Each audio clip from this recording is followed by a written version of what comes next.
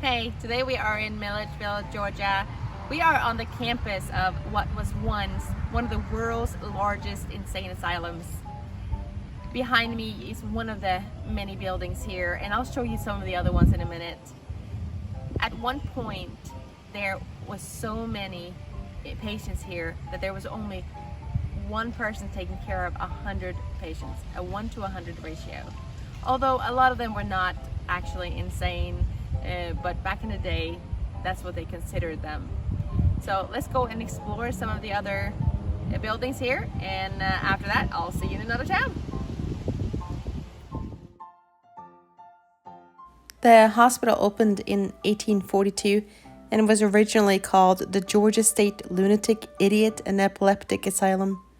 It was later renamed Milledgeville State Hospital and then eventually renamed Central State Hospital. In this fountain, there used to be 2 alligators. One of them was named Sal. The staff at the hospital used to feed them porterhouse steaks, but they ate better than the patients. The first patient that came here was a 30-year-old Tillman Barrett from Macon. He came chained to a wagon. He died about 6 months later of maniacal exhaustion, whatever that means. At one point, there were so many patients and so few doctors that they actually put some of the patients in charge of the other patients. That's pretty insane right there. When the patients arrived here, they would be brought down here underneath the front porch and then taken in for processing. To cure the patients, the so-called doctors gave them lobotomies, sterilized them, and put kids in metal cages. The doctors also gave them shock therapy and jokingly referred to it as the Georgia Power Cocktail.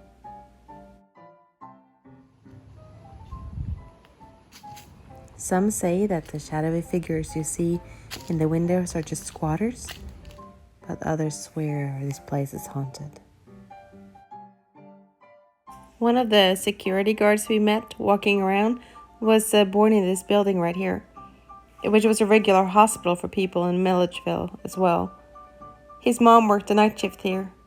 Good thing he was born after they changed their rules of insanity, because he is left-handed.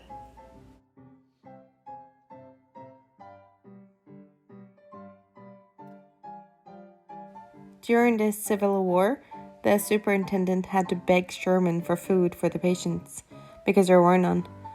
Sherman spared the asylum from being burnt, which was a good thing because people in Milledgeville had hidden their valuable items in the basement of the center building. They were still hidden there about 40 years later. Although a lot of horrific things happened here early on, there are later stories of parties and Easter egg hunts and a place where those who truly are mentally ill could live instead of being on the streets. On the property, there's also a cemetery where the patients were buried and also an abandoned prison.